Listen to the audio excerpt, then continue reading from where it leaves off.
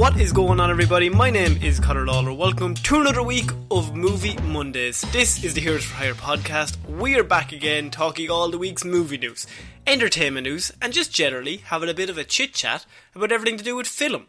As always, I am joined by my partner in crime, Mr. Shaun Meehan. Shaun, how is it going? Got a case of the Mondays, Connor. Oh, I hate it when that strikes you down. I know, and it's always when we have to record as well, because we somehow picked Monday as the day. Some said we should have picked Saturday. That seems like a happy day, but no, we said pick the saddest day of the week. Film Fridays would have been just as good. Shit! You're goddamn right. Hero Zero, fuck that show. That can be dog shit. Film Fridays has to be great. So this is Movie Monday, Shaun, and I normally use the weekend, maybe a bit of the Monday, scouring the news, trying to pick up some odd stories here and there for what we describe as the cinema business. I know you always call it that. I do, to your face. It's weird. I say hello, how's the mother? You say cinema business. Cinema business. And so, it's our safe word for some reason. No, I just think this week it's a bit of a serious one at the end, but we're going to start off with the usual light and fluffy news that we're all accustomed to. Okay. Well, look, you have to have serious news stories every now and again, but we'll build up to it, make sure we're all ready to discuss such things. And I will say at the start that you have just finished work about, I would say, 25 minutes ago. And so now we are recording this show, and I'm very excited to see what happens. Look, historically, it's gone swimmingly, so let's continue that trend.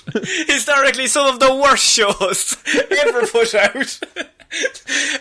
Okay, we are starting Movie Mondays this week with some Star Wars news, Shaun. Thank God. I thought this might pick you up, because there was many a month for a long time there where we had Star Wars news basically every single week, like back to back. And then they've gone quiet for about 2 months now, and only now we have a slight bit of news, and that is Mr. Ron Howard has come out and said that Solo 2 is still a possibility at Disney. Interesting, very interesting. Now, would it have the same, quality as Solo 1? Who knows? Now, I see, Solo does get a bad rep.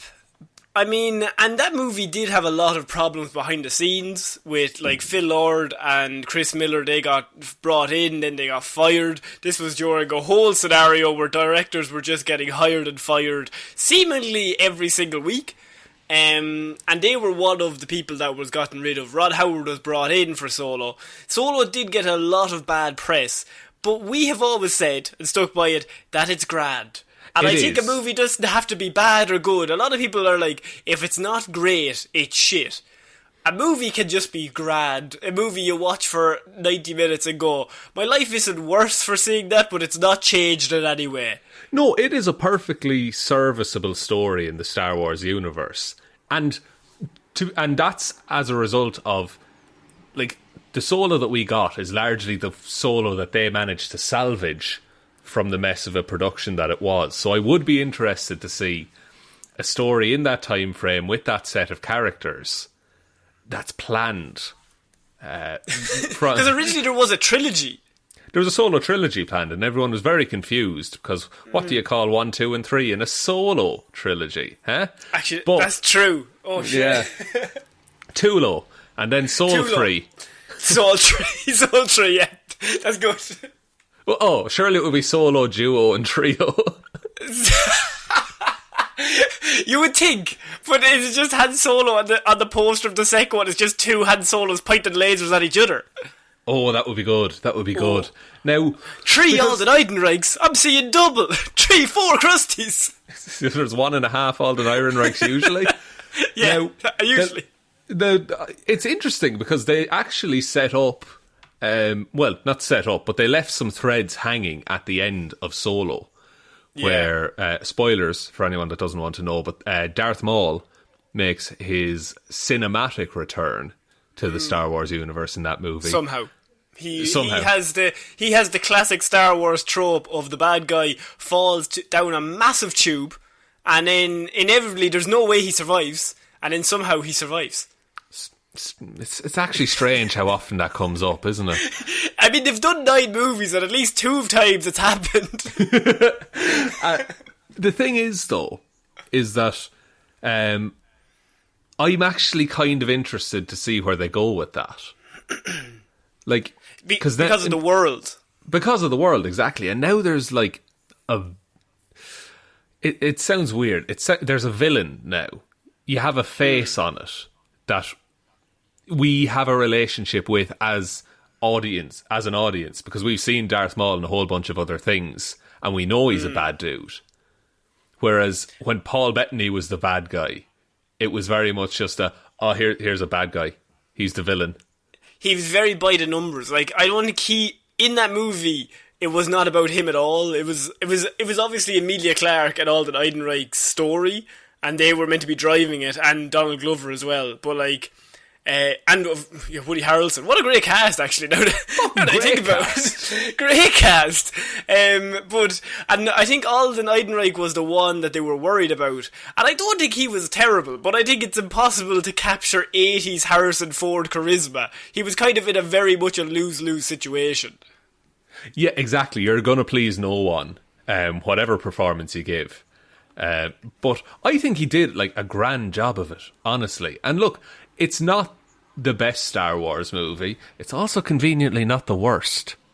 That is true. But, and I will say, Rod Howard has not said that they are definitely doing it. He, in his own words, he says that it's not a spoiler and there's no major rumblings at the minute, but I think there is interest in those characters. I think there's interest in the gangster world somewhere down the line. So he's very much setting up the idea. Now, this could just be Rod Howard looking for work. We don't know, but it could also, I don't know, maybe he's not busy at the minute, but it could also be, maybe there is talk behind the scenes at Disney that said we had an original trilogy and we got rid of the idea, but now we have no movies coming out, and number 9 was not met well. So maybe we can try and make Solo a little bit better. Maybe we refocus. There was talk also of a few weeks ago, I should say, that they were going to be doing a sequel to Rogue One, which made even less sense. Like, Solo I can understand. Rogue One ends with everybody dying. Spoilers. So I don't know how you do a sequel to bodies, or I can only assume dust.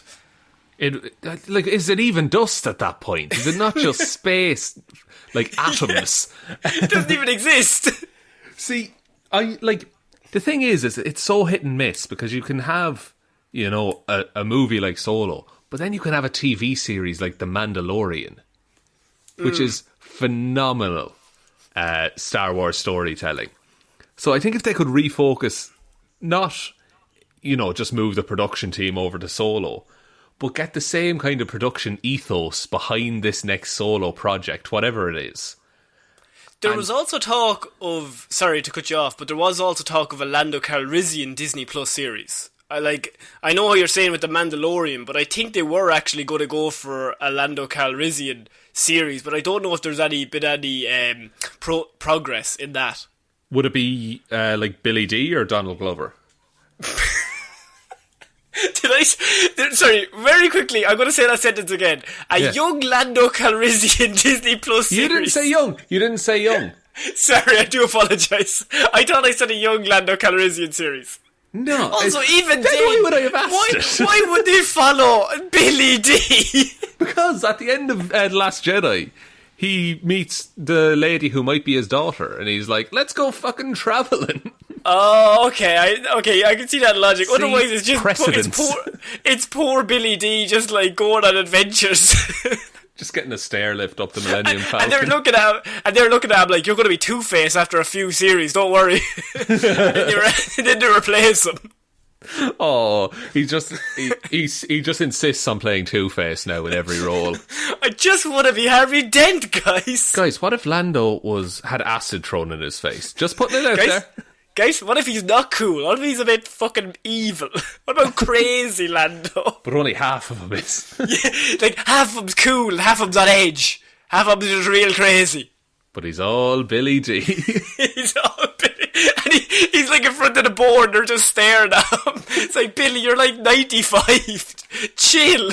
Take a breath, dude. You don't need to pitch to us, Billy. We know who you are. We called you in here. Yeah, he's going in there like a young intern. Guys, I've got some ideas. I hope you like them. Oh, man. Look, I'd like to see more Star Wars movies. I hope, look, now, they would never be deterred from making them because they always make money. But I would like to be excited about a Star Wars project again, like I am excited about watching The Mandalorian every Friday. Yeah, The Mandalorian, I think, The Mandalorian is like an ace card that they have. Like, because I think a lot of fans who love Star Wars, yourself included, like, number 8 and 9 very much dampen the spirits. But Mandalorian is so good that you kind of be like, yeah, but Star Wars is good? And you kind of get back up again. Yeah, and like everything, I've said this before, most things outside of the Star Wars movies are fantastic. Yeah, like animated shows and everything. The animated shows, the old comics, a lot of them were unreal. But it's just like, specifically, the most recent 2 movies. I've just been a bit sour. So yeah, I can see Solo as the one more than Rogue One. I can see Solo as the series they go ahead with if they wanted to do a trilogy or even just a sequel. And I think there is a world there that they could explore, but I don't know if the fanfare for movies is there just yet. Maybe just let Mandalorian get up a bit more fanfare, just a little bit more. Yeah, and then you announce like, here's the new movie. Okay, so we're going to move on to our next piece of news. This is actually involving Disney Plus as well. Ooh. But this could be a potential spoiler for WandaVision, if you'd like to know. No, let's skip this story. It's nothing to do with who the villain is. It's nothing to do with anything like that. It is actually a minor spoiler, that is why I'm bringing it up. And that is, WandaVision leak hints at the return of, and this is one of my favourite headlines, a fan-favourite MCU character. No. A fan-favourite Marvel Comics character. It's a fan-favourite MCU character, Sean. Almost immediately you picked up what I'm hinting at here. Sean, who do you think this is about? Oh, it's Edward Norton's The Hulk, surely. They got Ed back. Ed's come back. No, it's Quicksilver, Aaron Taylor-Johnson, isn't it? That is exactly who it is, yes. So, according to Emerald City Comic Con 2021 listing, there is a 2-pack Funko Pop set for WandaVision on the way, which includes Vision and Quicksilver together. Why is it always Funko Pops that leaks all the information? Because I feel like there's like a crossing of wires where Funko Pop want to make money, but at the same time Marvel are like, okay, we want you to do these pops, but don't tell people what you're doing until the show comes out. Please. We beg you. Like, didn't they have Professor Hulk Funko Pops before Endgame came out? They did, yeah. The only time I can think of that they actually were smart about it, and this is going back way back, but 2005, Batman Begins, Ra's al Ghul was actually not Liam Neeson in the toy form. That's great. Yeah, they had the other Ra's al Ghul as a toy, and so then when people bought that, they were like, oh, this must be Ra's al Ghul because it told me in the movie as well. So in the first hour of that movie, it makes perfect sense. That's actually class. I really like when they do things like intentionally mislead everyone. Yeah, and like the MCU is known for misleading people in trailers, so I don't know why they don't just get a deal with Funko Pop to be like, lie to them. Fucking lie. Yeah, just make a whole bunch of fake Funko Pops and people will buy them anyway. People love that shit. They're all these nerds, they'll give you all their money. Fucking nerds. Did I ever tell you, Endgame nearly got spoiled on me. Did it? Yeah, because I was working in like a toy shop at the time, and I was unboxing a load of Lego sets.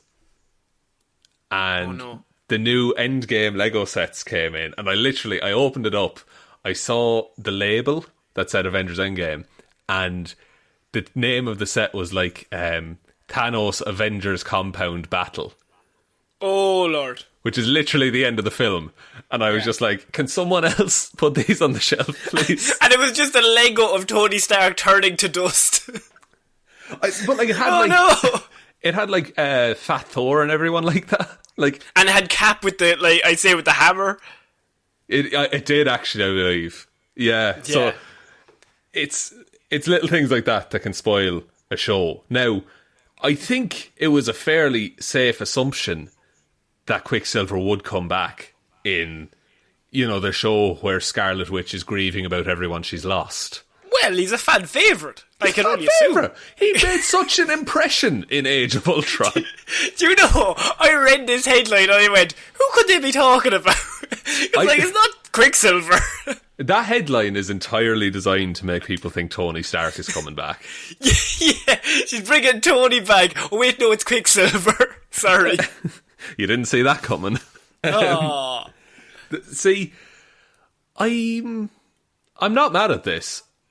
Like, it does more to flesh out not just Scarlet Witch's character, but we might get to learn a bit more about Quicksilver in this MCU. I don't know if he'll be back forever. I think he can probably only exist in whatever world she's in. Can I throw you a weird thing they might do? Hit me with it. What if they let Evan Peters' Quicksilver be the Quicksilver? Oh my god. What if that happens? I would quite like that.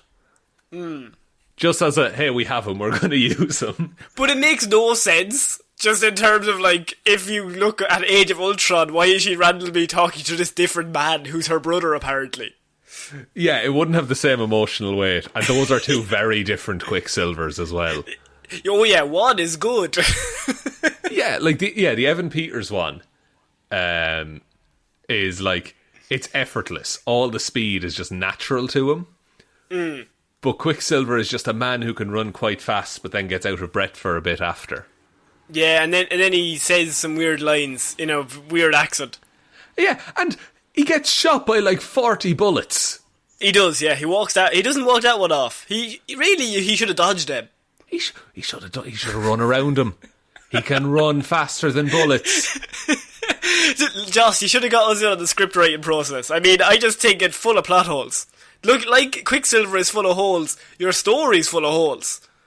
Like, why would you kill off this is a bigger issue. Why would you kill off Quicksilver immediately? Because it was hinted immediately that they were going to kill Hawkeye, and everyone was kind of wanting it to happen. They were like, yeah, kill Jeremy Renner. And then they were like, nah, he's alive. Like, aside from a little bit in Endgame, what did Hawkeye bring to the rest of those movies? Oh. Hey, he had that one bit in Endgame, I just said. I think that's the best bit of the movie, though. So, factor that in. Where he, like, is killing people in Japan. No, not that bit. The bit at the very start when his family disappear. Oh, when he gets the haircut, just for that scene. Yeah. Oh, I was thinking of the scene on Vormir, actually. Oh, yeah, that's a good one. No, I want to die. No! And then she should have been like, you should have died in Age of Ultron, dickhead. I liked Quicksilver. He seemed nice. He seemed lovely. Yeah. But this is like, I don't know if this is up in the news later or anything like that, but have you seen the cast list for Doctor Strange 2 this week? Yeah, it's absolutely insane. That's not in my list here, but it is quite stacked. Yeah, like it's actors who played characters in other movies from different companies that they're just hauling on into Doctor Strange 2, apparently. And Doctor Strange is probably going to be in WandaVision. Yeah, we heard when they announced it that Multiverse of Madness and WandaVision would directly tie into each other. So Evan Peters Quicksilver instead. But I think that would make a lot more sense if Wanda wasn't there. It's because she's there and her and Aaron Taylor-Johnson have been in the same movie together. I don't know if it works. Unless he does the thing of like, your brother's dead, but there's a Quicksilver in a different universe that I could bring here. Maybe, but look, this is going to be fascinating. Like, the next 5 years of how they introduce all these characters and concepts is going to be ridiculous. it's either going to work or it's going to be terrible. It's either going to work or you just have to get on board with it. And it's done. It's done once it's done. So yeah, Quicksilver could be appearing in WandaVision. Actually, no, he will be appearing as far as we know. He's on a Funko Pop. That's as good as any. That's basically showing us the script. That might as well be the Bible. So, yeah. And I don't know if Aaron Taylor-Johnson would want to do it. I don't know. I imagine they'd give him a shit ton of money. Yeah, they would. But yeah, I don't know. I don't know what his opinion is on, how he was received in those movies. Yeah. Well, he's a fan favourite. Fan favourite. Yeah. Most popular Marvel character, people have said. I think it's Sir Aaron Taylor-Johnson. I think that was why he got a knighthood for it. Oh, did he? Oh, fair play to him. Yeah, just for that performance. They said Kick-Ass was shit. Ironically, we're here for Quicksilver. Oh, wait, wasn't Evan Peters in Kick-Ass? Oh, we could give it to Evan Peters. Oh, actually, he was, yeah. They give it to him instead. You're pretty good at Kick-Ass as well, kid. So we're going to move on to our next piece of news. And this is James Bond news, Shaun. And normally you don't like that. But we do have confirmation of a piece of news that we thought was in the works, but has now been confirmed. That is, Lashana Lynch has been confirmed as the new 007 in No Time to Die. Yes, I did hear this, and this is very interesting. This is the most interested I've been in James Bond news in a very long time. Yeah. So it says that while the idea would be that in No Time to Die, James Bond is one of his many retirements. He's like, then I'm on my last job, and he did it last time, and he's like, I'm leaving. And then they drag him back in for one more. But while he's gone, they need someone to take up the role as 007. And so Lashana Lynch is going by that code name in the movie. So she's technically not James Bond, or won't be referred. He's still James Bond, but she's 007, which is just a title. What do you think of this? I think it's like it's what the story needs. I think is like distance 007 and James Bond being the same person, and that distances people from James Bond being this. What's the word for it? This stereotype for James Bond, is that the word for it? That they all have to be, strong, charming, suave white men. Yeah, I suppose, yeah. I can't think of a better word than stereotype, but like the template for James Bond can be broken. Yeah, that's a bit. And it can be a different type of spy movie in that way. Now, this can go badly if he just comes back out of retirement. It's like, you'll never be 007. I'm real good. But then I'd say what happens is throughout the movie, he's like, you know what, you're pretty good, 007. You have my respect. Yeah, it's going to be a real passing of the torch, I think. Hopefully he doesn't go, you have my respect for a woman, and then he has a martini and gets drunk. It's like, oh, Daniel, you were so close. Now, that is classic Bond. That is a classic Bond move. If it was 70s Bond, that's what would happen. Oh, absolutely. You're a good 007 for abroad. Yeah, or it would be even worse. It would be like they'd shake hands and he'd be like, very well done, 007. And then she'd go to leave the room and he'd smack her on the arse. And then that would be like the really heroic moment in the film. Oh, look, that classic Bond. He's a fucking... You know what? He's a bit of a cheeky chappy. That's what I'll say about him. Cheeky is one word for it. Workplace sexual harassment, another phrase. Just like Bond should be dead several times over from the alcohol alone, shouldn't he? But I think this is great, the fact that Lashana Lynch is in that role. I think it's a cool thing to do it because it makes way more sense that while he's retired, why would they retire the 007 thing? If I don't know what the world is in the world, is there 9 of them? Like 00, does it go up to 009? Or is there a 0010? No, that doesn't work. No, you just put another 0 at the end. Yeah, you keep adding digits. Fair enough, yeah, no. 001 million. 001 million has a bit of a ring to it. I am 001 million, just here to solve this crime. Sorry, guys. Sorry, I just need to sign my name here. 000. And he's like counting. It's like 6. Is there 5 zeros or 6 zeros in a million? 1, 2, 3. That 5 doesn't look right. No, what do you think? Does that look right? No, 5 doesn't look right. Or what was the other way around? And it was like, very well done, Septepel 07. The zeros get longer. Just like Jesus Christ. Fucking hell, this is getting tiresome. Surely we just should have went up to 9 and left it. Look, it should have happened, but we have a new 007, and we'll keep replacing the other million until they're all new and it's a different movie franchise. But I think Lashana Lynch, I think this is a massive, like, this is a very cool idea for them to go this way, because, as I said, it makes sense that if a 007 retires, it's not like a sports star, you don't retire the jersey. You just get a different 007. You're a spy agency. Yeah, like, surely it's better if it's not the same person for decades. Oh yeah, it's better to, like, sneak undercover. Yeah, that's better than... like, ideally, you would retire them after every mission. He looks like the guy that stopped Blofeld in Sweden. No, he looks very familiar. Do you see? He's wearing a long jacket. That's a tourist look. He's wearing a weird mustache and like glasses combo and a fake nose. He has holes cut in a newspaper. Damn it, he's a master of disguise. That's classic 007. No, I'm looking forward to seeing this... seeing where this goes. I'm still not looking forward to No Time to Die, but that's for personal reasons.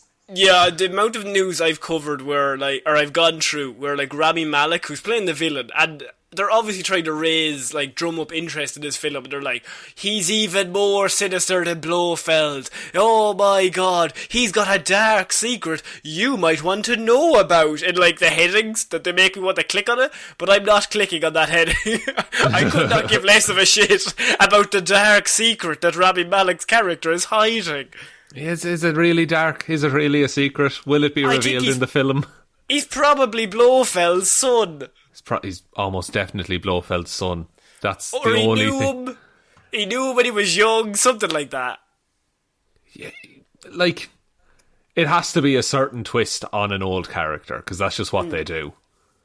Okay, we're going to move on to our next piece of news, and this is actually very cool Marvel news, Sean. Actually, I realised a bit of Marvel news at the start here with WandaVision and this, but Daredevil. The Daredevil rights will go back to Marvel as Spider-Man 3 begins filming, is the news I have here. Interesting how those things link up, isn't it? Now, Spider-Man 3 is a movie we've been talking about for a while, and it was heavily rumoured, well, not heavily rumoured, but it was rumoured at one stage that Daredevil might be appearing in it. And he could show up in some sort of way, either representing Peter Parker, because now everyone knows Peter Parker's identity, or like as lawyer Matt Murdock, or maybe even Daredevil could show up, and it would be a crossover between the Netflix and the movie series. But then they kind of very quickly waved that away. But now somebody has dug out the idea and the fact that Daredevil's rights will actually go back to Marvel, as Spider-Man 3 doesn't just come out, but begins filming. So, this is interesting. It is. Now, I don't know how much of... Like, surely they have a script and everything already. I'm assuming if the rights went back to them, they would know that well in advance of writing that script. Like, they wouldn't take a chance. The Daredevil rights revert back to Marvel at the end of this month. Okay, but, like, they would know that. That, like... Oh, hey, yeah. Why not? It's weird. It'd be weirder not to have Daredevil show up, because he's the other New York hero that we have in the MCU. Is the Netflix stuff still canon? I suppose it is. I don't know if they've ever said it's not. So, and that might be wrong, but I've never read anything that said it was not canon, so I just assume it all happened. But then you have to ask the question, why didn't Iron Fist put your wall underneath New York and a whole building collapsed? Or like half a block collapsed? Spider-Man didn't notice that? I always felt like they were they tried to keep them separate, but they were in the same universe, technically. Yeah, I just did a sneaky Google there while we were talking. Apparently, they're no longer canon. They're all erased out of continuity. Oh, good. That's good. So you can technically get rid of the guy who played Matt Murdock, or what's his name? Charlie Cox. Why would you get rid of the best one? Because I think he's shit. He doesn't look anything like Daredevil. What? No, actually, bring back Foggy. I'll say. Bring back Foggy. No, I think Charlie Cox is an amazing Daredevil, and I think they could go for like hundreds of casting. They could go through like 100 casting. What's the word I'm looking for? Rooms. And like get groups of people in constantly on the loop. You're not going to find anyone better than him. He's literally sitting there at home, just looking like Daredevil. Yeah, and he's just waiting for the call. Presumably, he already got it. And we know he can play, like, he is so good at playing a blind character. And that is, like, so weird to say, but his eyes are never focused. It's always, like, amazing just to watch him. Yeah, and he just has the mannerisms, like, of Matt Murdock in Daredevil, when he's Daredevil and when he's just being a lawyer. Like, he has it all down. And the fans like him for that. So you're going in with that good faith already. And would you like to see Daredevil in the Spider-Man universe? I really would. Daredevil and Spider-Man team up the whole time. And they like each other. They do, because they're like Daredevil is quite, grim and serious and justice. But Spider-Man is like, jokey and laughy and fair enough responsibility. But also, let's have a laugh about it. So there's a good dynamic there. Daredevil's the straight man to Spider-Man. And do you think it would work well if they brought him in, even if he represented Peter Parker in court or something? I really do think it would. And I think, you don't even need an introduction at this point. You just have Peter sitting in, questioning, or sitting at home in his apartment. You get a knock at the door. And Ben Affleck turns up. Evanescence blares over the speakers. Jon Favreau's in behind them, playing Evanescence on a boombox. He's got a bucket of fish, just ready to go. I'd watch that. You know what? I think that sounds good. But you just need him to come in and say, Peter Parker, I'm looking to defend you. Because why wouldn't Daredevil want, the one good person in New York to be free? Yeah, no, I think that makes perfect sense. And that would be a weird way. I know Charlie Cox has come out in the past and been like, I don't know if they're going to do anything with this. This was at the start when the first rumours came out, and he was like, I don't feel like they're going to go that way.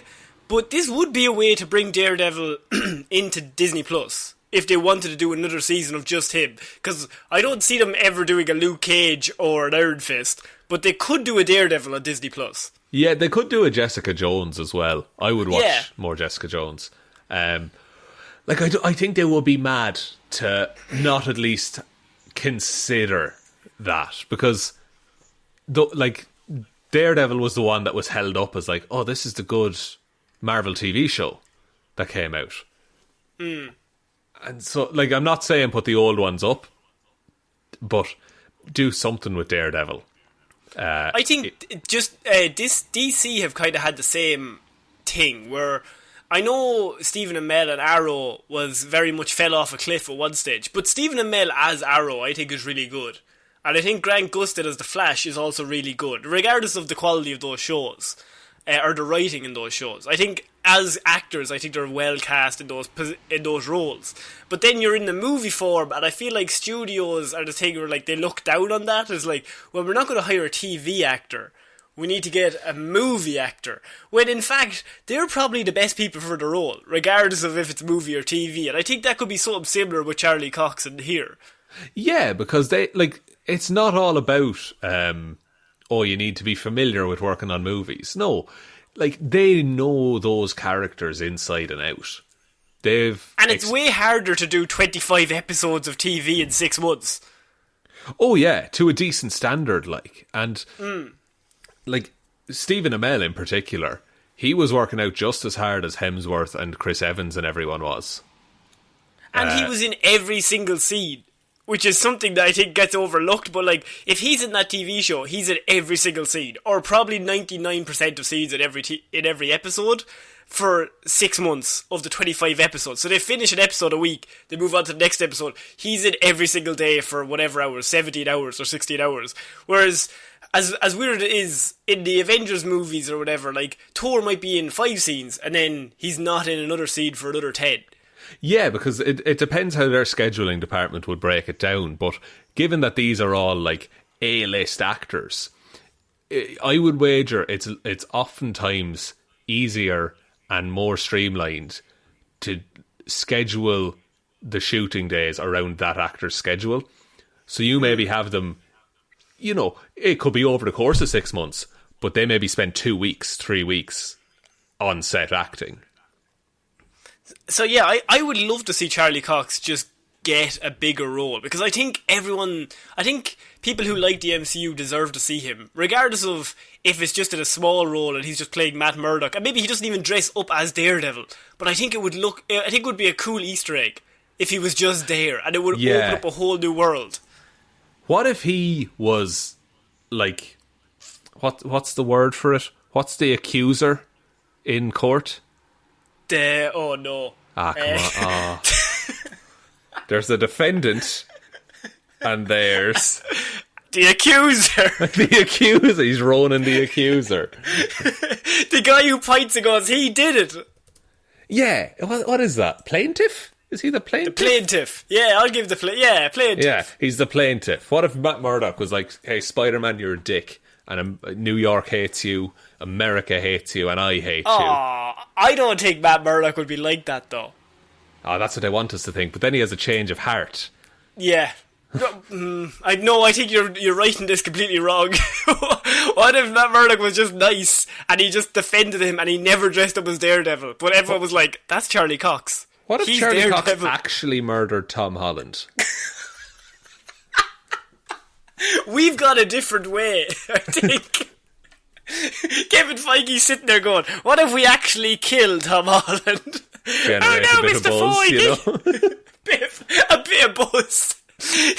Like, how are we going to raise buzz for the new Spider-Man movie? Why don't we kill our lead before we start filming? You've done it again, Greg. Somebody get Greg a coffee. No, it's Billy D. Williams. He's back in on the whiteboard. He's like, what if I'm Tom Holland? Keep talking. But Spider-Man is now called Harvey Dent. Just bear with me, lads. It's all coming together. So there is now heavy rumours that Charlie Cox, or maybe not Charlie Cox, but Daredevil himself will be appearing in Spider-Man 3, and I'm all for it. Open up the world. Let's keep throwing cool characters in, especially Daredevil, who is a very cool character. So we're going to move on to our next piece of news, and this is a sequel, Shaun, about a movie that came out over 15 years ago. And I know you love them, so here we go. Okay. What is your favourite 2005 Vince Vaughn and Owen Wilson comedy? Is it... Oh, there's so many. Is it Wedding Crashers? It is Wedding Crashers, yes. Wedding Crashers 2, talks confirmed by Mr. Vince Vaughn. Well, like, I've gone on record as saying I think this is a bad idea. We originally covered this, I think, maybe in March or February. I think we were in the same room together, so that's how I judge it. It must have been like probably very, very start of this year. And I brought this to you and you were like, that's a bad idea. But at the time it was just like rumour that they were thinking about it. But now Vince Vaughn has confirmed that not only have there been talks, that the writing is in the early stages and they're looking for a director. Look, fair play to you. Go ahead with it. This is going to have the Dumb and Dumber 2 effect. It's going to have the Zoolander 2 effect of they're really banking on people being like, oh, I love that movie. Let's go see pretty much the exact same movie. But worse. But worse. People don't want that. People want to watch Wedding Crashers again for the first time. I don't think you can do a sequel to Wedding Crashers. I think it was a perfectly fine comedy story that doesn't need more depth. Does it not end with them being happy and no longer crashing weddings? Yes. It's very hard to go back from that. Like, what do you do? Do you just divorce them and have it happen that's again. Exactly, that's what they'll do. They'll divorce them and start from where they started at the first one. Just a square zero. I don't know how you would do this and make it good. And this is very much a problem a lot of the times now. That we've always talked about, like, original ideas in Hollywood are very much, they're doing everything from the 80s and the 90s. But now we've gotten to the stage where they're like, what was big less than 2 decades ago? Like, what was big in 2005? Let's just pick that one. Do that again. Yeah, like, we've reached the limit where it's soon going to be movies that we really liked and had nostalgia for are going to be remade. One of those being, I've googled movies in 2005. Sky High. You remember Sky High? Oh yeah, Sky High. What a classic. What a classic. Batman Begins. They're already remaking that. They've made, since that movie came out, they've made 1, 2, 3, 4, 5, upcoming nearly 6 movies with Batman in it. But they're remaking it. Remaking it again. You got V for Vendetta that we talked about last Friday. Yeah, it's true. You got Sin City, that was already remade. Shark Boy and Lava Girl. Oh, I mean, how is that not a sequel already? I don't know. And then a whole bunch of other things like King Kong and War of the Worlds and 40-Year-Old Virgin and Wedding Crashers. And Herbie Fully Loaded. Sorry. With Lindsay Lohan. Yeah. What a classic. And The Island by Michael Bay. I want to see The Island too. What's Ewan McGregor up to? Get him back in. He's being Obi-Wan, I think. Look, take time off. Nobody wants to see Obi-Wan. Everyone wants to see The Island too. I've seen The Island more times than I care to count, and I really like that movie. No, that's actually something you should be embarrassed about. It's a great movie. What's you know what movie they should? What? Go ahead. I was going to say, you know what movie they should do a sequel to? Vanilla Sky. Do you remember that with Tom Cruise? I do remember Vanilla Sky. That does need a sequel. That movie was shit. Let's go again. Look, I just give him a chance, okay?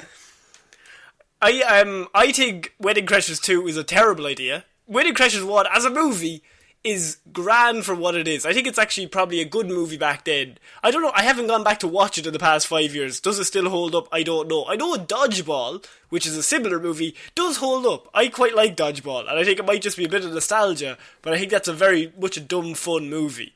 Yeah, I think Dodgeball would, like, it's still, like, there's no need for another Dodgeball, because that movie is still rewatchable.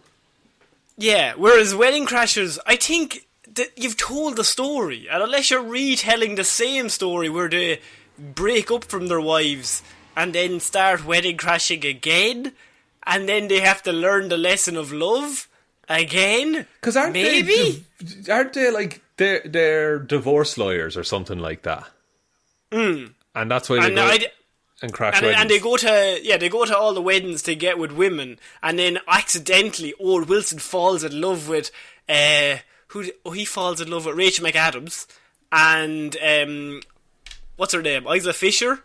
Isla Fisher is the one who falls in love with Vince Vaughn.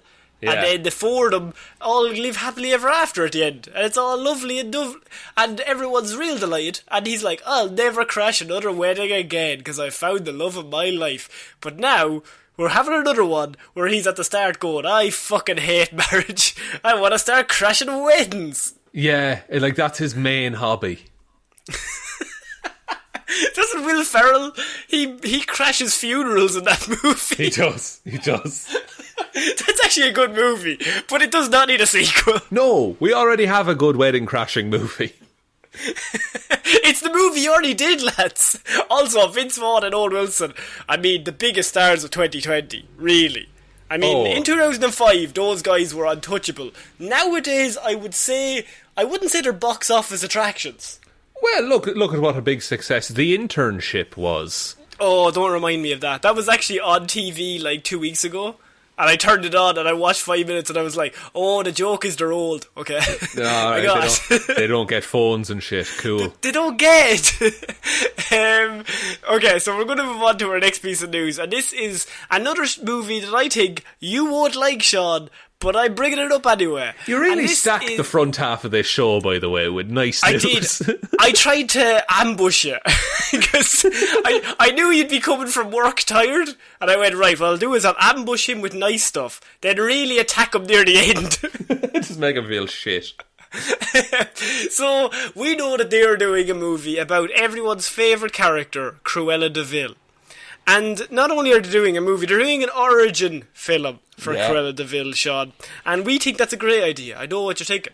You keep talking, I'm going to get a glass of water, you just finish up this story. Cruella de Vil star Mark Strong has shared crucial insight into Disney's 101 Dalmatians reboot. And he thinks, Mark Strong, I love Mark Strong. He's a lovely man, great actor. But I feel like he's gone down the wrong path here, because he says what the film does, which is brilliant. It's brilliant, Shaun. It's brilliant. Mark Strong says so. Is to try to throw a light on where the Cruella that we think we know has come from.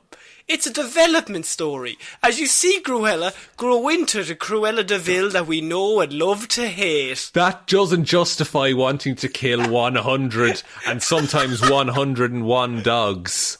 Which is too many dogs to want to kill. In a world, fuck. Okay, so, in 2020, do you think, regardless of reasons, a woman who delights in skinning animals for their furs would be in any way celebrated in any form of media? But what if they shot it like Joker?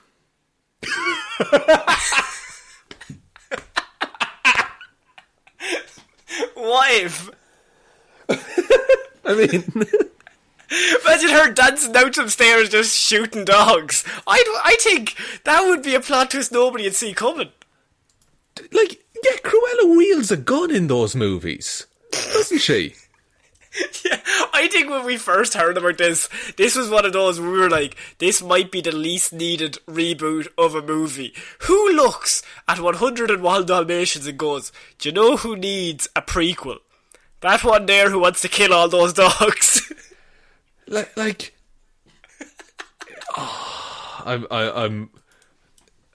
don't care what her reasons are for wanting to skin dogs alive. Don't talk to me, Cruella. I'm not listening. And the thing, like, she's a villain. She's bad. Like, fair enough, Maleficent was all right as a movie. Yeah. But you can't just... Don't make the Ursula movie next. Now, Emma Stone is playing Cruella de Vil, and Emma Stone's a great actress. And so the movie is set in London in the 1970s. It's already kind of starting to sound like the Joker in London. But okay, where we will see Cruella in the early days of her career as a young fashion designer who becomes obsessed with dog skins. Why is that sympathetic? No, she only wants to do to like the bad dogs, like mean ones. Connor, they're puppies. No, but yeah, you show a puppy though, like, and it's like barking at like a baby or so, and they're like, "Jizz, I wish someone would skin that puppy." No one thinks that. Nobody did. Who in what studio thought this is a good idea? Like, I get she's a recognisable character, but she's recognisable as an awful person. Oh my god, I've just finished this synopsis for the movie. So, right, wait, you tell me where in this movie this does not sound like Joker. I think this is Joker. I don't want to say it, but here we go. She, as we see, Cruella de Vil in her early days of her career as a young fashion designer who becomes obsessed with dog skins. ... Especially Dalmatians. Her obsession leads Cruella down increasingly darker paths until she eventually becomes the villain of legend that audiences know in 101 Dalmatians. Okay, here's the thing. In the original story, they give an origin for Cruella de Vil. And what's her origin, Shaun? So, she's a pampered and glamorous heiress who knows the owners of the Dalmatian puppies from school, okay? She was a menacing student with black and white plaits and was expelled for drinking ink. Okay. Seems a bit weird to get expelled for, but okay. I'll show you. What if you drink all this ink? She appears to be on friendly terms with Mrs. Dearly, who's the Dalmatians' owner. But Cruella steals her puppies, noting that they would make enchanting fur coats. In all of her... Wouldn't you like to see how she gets from the point of drinking ink to wanting to skin dogs? Wouldn't you like to see that downfall? I don't want to see someone want to skin dogs, Connor. I can't get this across. I want this movie to open with her walking out of school with ink all over her mouth, and you just never ask any questions. Why does she look like that? Nobody needs to know. Either you know or you don't. Look, and by the way, all the shit that PETA protest, this movie is not getting off scot-free, is it? Maybe they're going to do something that we can, but I cannot wrap my head around this movie. I just cannot even fathom how they're going to make this, like, watchable. Or, like, who's the protagonist of this film? Are they all going to be weird Call of the Wild dogs? Yeah, no, they will. And I want the dogs... Like, surely the dogs are the heroes, but the dogs don't exist in this film yet, like the Dalmatians. Yeah, like... What's interesting about this? You're just watching a woman who wants to skin dogs. No, well, you're watching a woman learn that she wants to kill dogs. In many ways, that's worse. You're watching her develop the psyche to be like, you know what, this is the right way to go about this. I do not see this film doing well. I can't wait. Yes. Of course you can't wait. You love skinning dogs. That's part of my Twitter bio. Oh God. So, sadly, we are ending this week with actually a bit of a serious topic. I know it's all fun and games, shitting on Cruella de Vil and what a terrible idea. But now we actually have a story that I think we had to talk about because it was the biggest news story of the week, but we are not probably qualified to talk about anything smart. So, I felt I'd throw it to you because I trust you more than me. All right. Shaun, we have the news that Mr. Jonathan Depp has been forced out of the Fantastic Beasts franchise and has been forced to resign due to his ongoing legal battle and losing a legal battle last week. He was suing Amber Heard, his former wife, and so he has been forced to leave the Fantastic Beasts franchise. Disney have asked him to do that. Yeah, so I just want to clarify there. He wasn't actually suing Amber Heard here. He was suing the Sun newspaper. He was suing the Sun, sorry, yeah. Yeah, for things that they had printed about him. They called him a wife beater. Now, he lost that trial.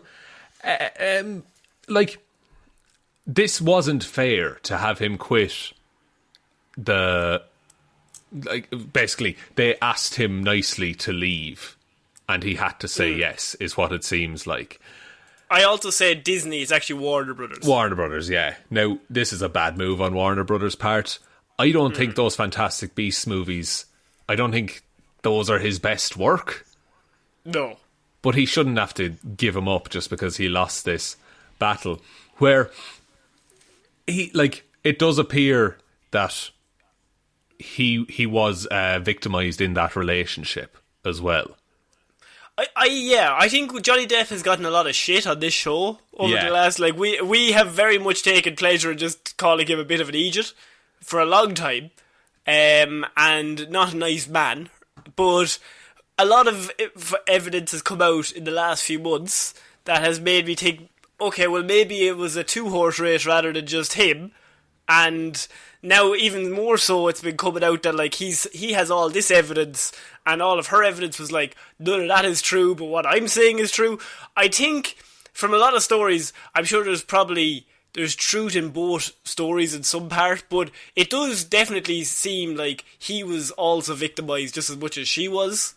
And the fact that he has been forced out of his franchise, whereas she is still in Aquaman, is a very weird thing because they're both Warner Brothers. Yeah, and so he has always denied violence towards her. Yeah. And he has provided evidence of violence towards him. And has she provided any evidence towards him? I'll be honest. I'm not the most read up on this story simply because these kind of stories make me unhappy and I don't like reading them. I agree. And we wouldn't be covering this other than the fact that he has left a movie franchise. That's about it. Yeah, exactly. So, look, this isn't the kind of thing we usually cover. We're not this kind of show. But it is very...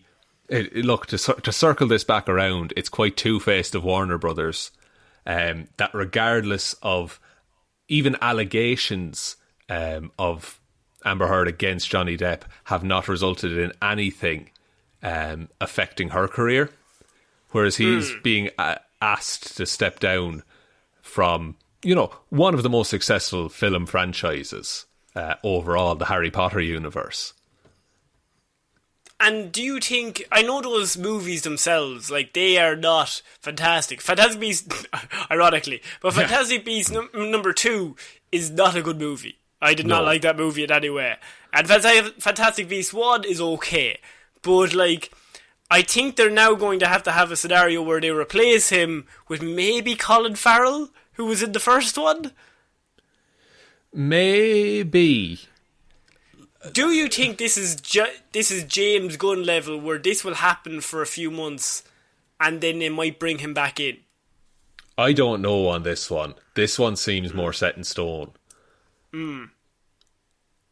Because he released a statement, by the way. Just how we know this is he released his own statement saying, in light of recent events, I would like to make the following short statement. Firstly, I'd like to thank everybody who has gifted me with their support and loyalty. I've been humbled and moved by many messages of love and concern. Secondly, I wish to let you know that I have been asked to resign by Warner Brothers from my role as Grindelwald in Fantastic Beasts, and I have respected and agreed to that request. And he's now said that he will take the court judgment to an appeal. So it's not over in regards to the legal battle, but it does look to be over in regards to his Warner Brothers, his role in the Fantastic Beasts franchise, which I just think it's just a weird scenario. It's just so messy. It is, and from everything I've seen of this, I am not sure who to believe. But if the allegations against either of them are even partly true, both should face, measures as a result of that. Surely he would also, he would be punished if he was on Aquaman, say. Yeah, I think so. I think this puts us in a weird position because I know me and you, we have long, when this first came out, we were very much as everybody else, you were kind of oh, Johnny Depp, that's not a good, not a good man. That's not nice stuff to be doing. And so you immediately, we took the role Johnny Depp, not a nice man. And so over recently, when this happens, it's weird to change a mentality of oh well, maybe this happened, maybe. At the minute, none of us know anything. The only people that really know are the two of them. And other than that, none of us have all the information. But from everything we have, I just think in terms of the movie universe, I just think it looks very bad on Warner Brothers to do that just to him. And the longer it goes without releasing her from the same role, I think it's going to reflect very poorly on them as a company, which I mean they're a mass conglomerate. Who the fuck cares? But I think it does reflect very poorly on them. Yeah, and I think there'll have to be a response at some point, won't there? A statement that they give. There would have to be a statement to logically why. Just even these are our reasons why we took this action and not this action. Yeah.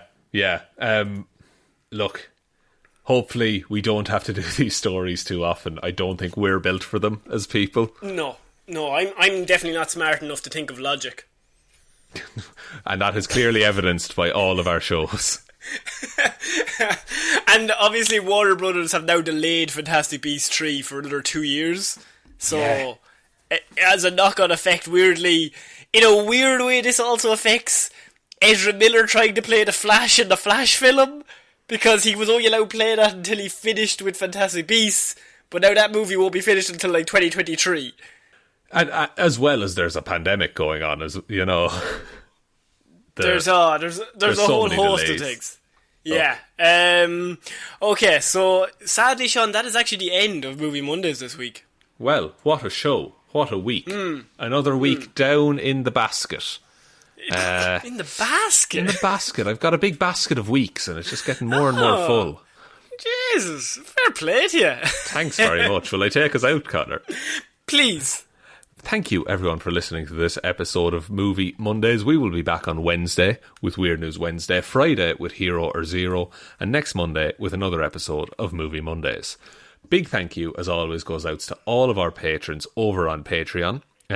Big thanks to Waffles Williams, Ciara Lawler, David Clarke, Ed Ball, Joe Burney, Ray Ging, Roisin Hally, Ryan Evanson, Shaun Jamieson, Dominic, and Josiah Green. Thank you all so much for your continued support. It really helps the show. It means a lot. And we're looking to do more stuff on the Patreon all the time. Things are just a bit mental right now. And we have some plans for Christmas as well. Oh, we do. Are we announcing this? Are we announcing? No, not yet. No, just hints, just teasers. Little Christmassy tease for you. But yeah, if you want to support us over there, patreon.com/Heroes for Hire podcast, or a link in the description to that. We're also on all the social medias. Twitter @Heroes for Hire pod, the 4 is the number 4. Facebook Heroes for Hire podcast, Instagram Heroes for Hire podcast, or you can email any questions or queries to heroesforhire_@outlook.com. But I think that's about it, Connor. I think so too. So I've been Connor Lawler. I've been Sean Main. I'll see you next week, guys. Bye.